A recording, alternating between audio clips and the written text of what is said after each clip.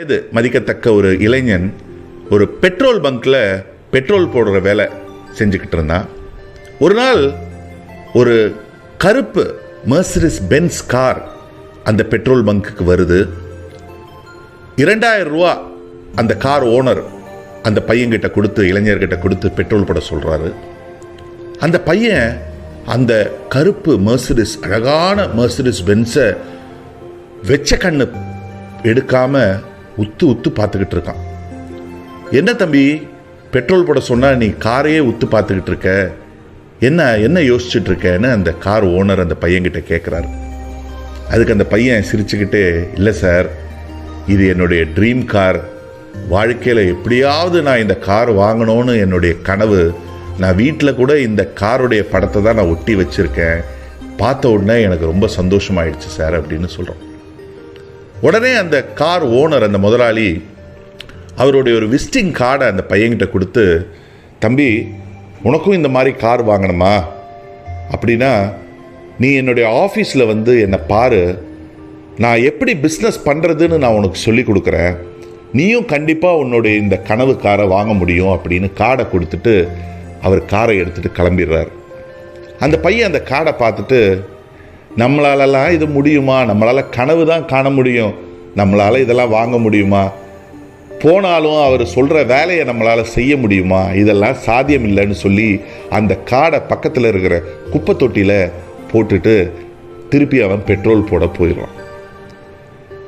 ஒரு 3 வருஷத்துக்கு அப்புறம் அதே மாதிரி ஒரு கருப்பு மெர்சிடிஸ் பென்ஸில் வேற ஒருத்தர் அந்த இளைஞர்கிட்ட பெட்ரோல் போட வரார். 3 வருஷம் முன்னாடி எப்படி அந்த கருப்பு மெர்சிடிஸ் பென்ஸை பார்த்தானோ அதே மாதிரி இவன் இந்த காரை உத்து பார்க்குறான். ஆஹா, இது நம்மளுடைய ட்ரீம் காராச்சே, எப்படியாவது வாங்கணும் அப்படின்னு உத்து பார்க்குறான். ஆனால் அந்த காரோடைய ஓனர் வேற ஓனர். எதுக்காக நீ உத்து பார்க்குறேன்னு கேட்டபோது, என்னுடைய ட்ரீம் காருன்னு அதே கதையை அவன் இந்த புது கார் ஓனர்கிட்ட சொல்கிறான்.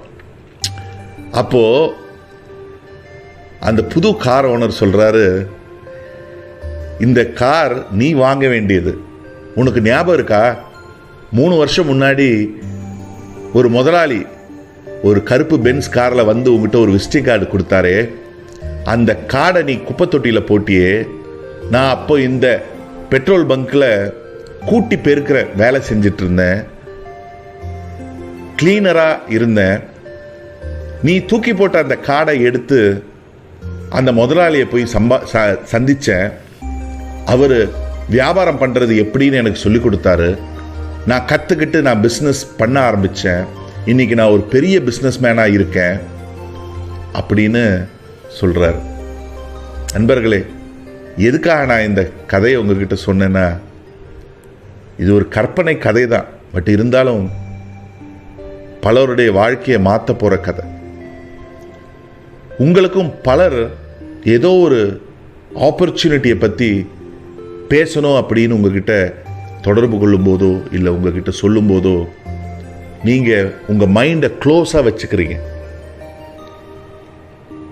நிறைய நம்ம கனவுகளெல்லாம் நிறைவேற்றிக்கிறதுக்கு வாய்ப்புகள் இருக்குது.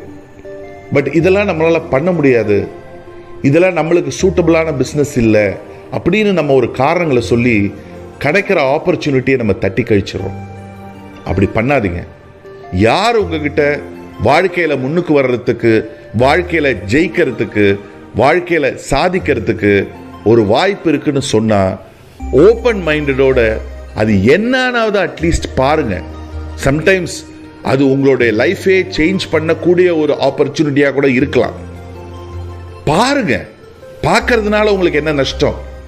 யார் உங்ககிட்ட ஒரு வாய்ப்பு, ஆப்பர்ச்சுனிட்டி, பிஸ்னஸ் இருக்குன்னு சொன்னாலும் அதை ஓப்பன் மைண்டடோட பாருங்க.